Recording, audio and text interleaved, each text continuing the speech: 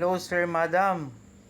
Marami pong nagtatanong kung anong magandang ilagay sa engine bay para hindi mamalagi yung mga daga at hindi ngat-ngatin yung mga wires na nandun sa loob ng engine bay ng sasakyan nyo. So, subukan nyo po ito.